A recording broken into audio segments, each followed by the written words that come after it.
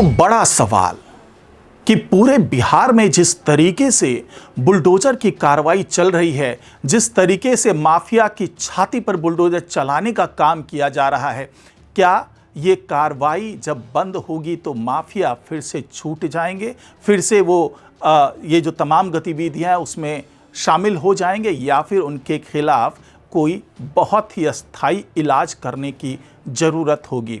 तो ऐसे ही अस्थाई इलाज को करने के लिए अब रास्ता ढूंढ निकाला है।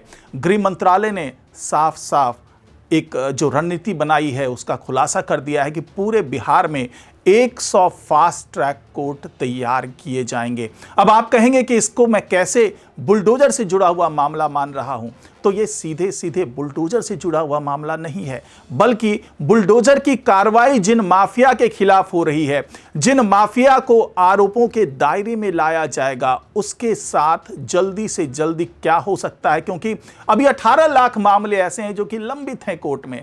तो ऐसे माफिया को तुरंत कैसे सजा दिलाई जाए, कैसे आर्म्स एक्ट के तहत जो तमाम मामले होते हैं, क्योंकि जहां भी बुलडोजर जा रहा है वहां पर हिंसा होने की भी खबर आती है। कई बार यह भी देखा गया है कि जब बालू माफिया के खिलाफ कार्रवाई होती है तो वहां गोलीबारी होती है। तो ऐसे माफिया के खिलाफ तुरंत कैसे सजा निर्धारित की जाए, उसकी तैयारी में जुट गए हैं सम्राट चौधरी।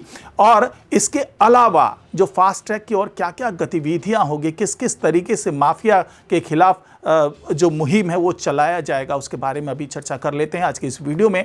तो इस वीडियो को आखिर तक जरूर देखिएगा। नमस्कार, मैं हूं डॉक्टर सुरजीत सिंह और आप देख रहे हैं YBN बिहार झारखंड। अगर आपने अभी तक इसे सब्सक्राइब नहीं किया है तो सब्सक्राइब कर लीजिए, और अगर आपको ये वीडियो अच्छा लगे तो लाइक कीजिए, शेयर कीजिए और कमेंट जरूर कीजिए।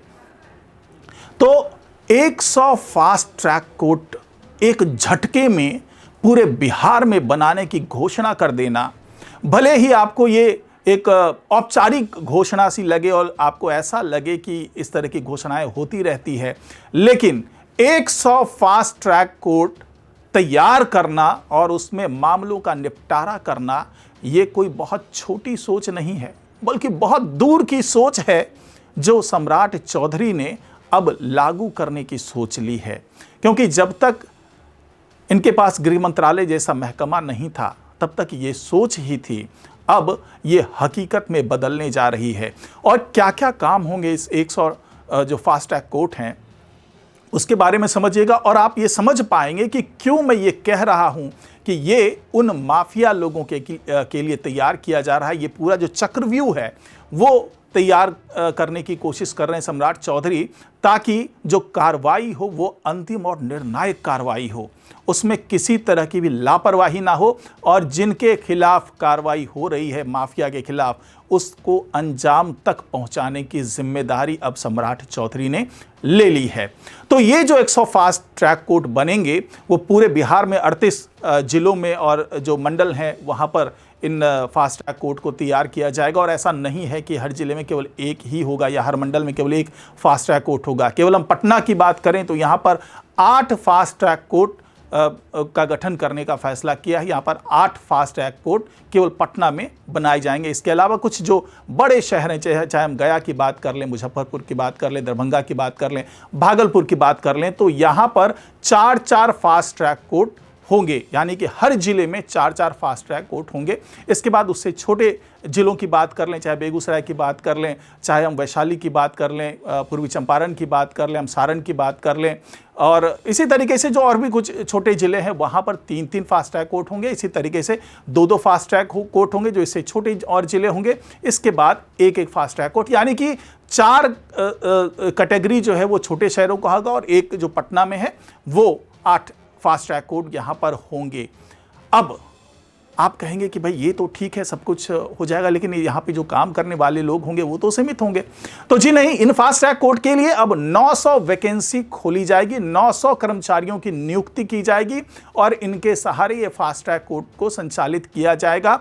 और अगर हम मामलों की बात करें, क्योंकि पूरे बिहार में 18 लाख लंबित मामले हैं जिसकी सुनवाई तुरंत की जानी चाहिए। ये तो वो मामले हैं जो पहले से चले आ रहे हैं, लेकिन इस फास्ट ट्रैक कोर्ट का गठन या फिर कहें कि स्थापना के पीछे एक बड़ी सोच है, और वो सोच ये है कि आने वाले दिनों में जिस तरीके से बुलडोजर की कार्रवाई चल रही है, जिस तरीके से अपराधियों के खिलाफ कार्रवाई चल रही है, तो पहले से ही 18 लाख लंबित मामले हैं, तो जो और मामले आएंगे उस पर जल्दी से जल्दी कैसे सुनवाई हो, कैसे इन माफिया को उसके अंजाम तक पहुंचाया जाए, इस सोच के साथ इस 100 फास्ट ट्रैक कोर्ट को उसका स्थापना किया जा रहा है।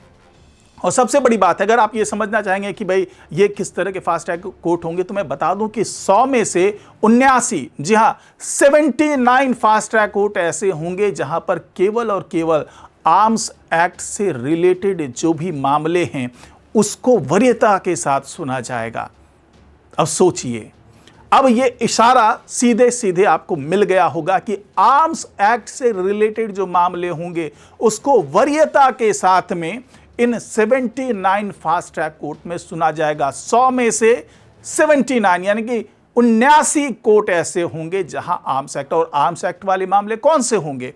मामले वही होंगे जहां पर हिंसा की बात आती है, जहां पर ख़ास तौर से जो बालू माफिया है, जो शराब माफिया है, जिसके बारे में अभी तैयारी चल रही है। अभी तक तो केवल अतिक्रमणकारियों, जो भू विवाद से जुड़े हुए मामले हैं या भू अतिक्रमण से जुड़े मामले हैं, उस पर ही बुलडोजर चल रहा है। लेकिन आने वाले दिनों में जैसे ही ये बुलडोजर बालू माफिया की तरफ घूमेगा, जैसे ही ये बुलडोजर शराब माफिया की संपत्ति को उजाड़ने के लिए घूमेगा, वैसे ही वहां पर गोलीबारी भी होगी, वहां हिंसा भी होगी। और क्योंकि तमाम सिंडिकेट हैं, तमाम जो गुंडा एक्ट के तहत आने वाले अपराधी हैं, वो तमाम लोग उसमें इन्वॉल्व हैं। अतिक्रमण को तो आपने हटा लिया, उसमें बहुत ज़्यादा मशक्क़त नहीं करनी पड़ी है। हालांकि कई जगहों पर, चाहे वो सीमांचल का इलाका हो, चाहे बेगूसराय का इलाका हो, चाहे कुछ और ऐसे इलाके हैं जहां पर औरंगाबाद के भी कुछ इलाके की बात कर लें, तो ऐसे इलाकों में काफ़ी विरोध झेलना पड़ा। गया में भी काफ़ी विरोध झेलना पड़ा, लेकिन इस विरोध में बहुत ज़्यादा हिंसक झड़पें नहीं हुई। अब जब बालू माफिया की तरफ बुलडोजर घूमेगा, जब शराब माफिया की तरफ बुलडोजर घूमेगा, तो इसका इतिहास भी रहा है। बालू माफिया के मामलों की बात कर लें तो कई मामले ऐसे हुए हैं जहां पर बालू माफिया ने उनके यहां छापा मारने गए पुलिस अधिकारियों पर हमला किया, अधिकारियों पर हमला किया जो खनन विभाग से जुड़े अधिकारी होते हैं, जो रोकथाम करने के लिए पहुंचते हैं, और वो पूरी तरीके से बेलगाम है। क्योंकि बालू माफिया की बात करें तो सैकड़ों करोड़ रुपए का कारोबार होता है। इसी तरीके से शराब माफिया सैकड़ों करोड़ का कारोबार कर रहे हैं, क्योंकि शराबबंदी बिहार में लागू है। तो जब चोट वहां पहुंचती है तो हिंसक झड़पें भी होती हैं, हिंसक कार्रवाई भी करते हैं ये माफिया, क्योंकि वो पूरी तरीके से बेलगाम है। तो ऐसे बेलगाम माफिया को नापने के लिए ये तमाम फास्ट ट्रैक कोर्ट्स बनाए जा रहे हैं, क्योंकि जब उनके खिलाफ सख्ती के साथ कार्रवाई की जाएगी तो उनके खिलाफ केस भी बनेंगे।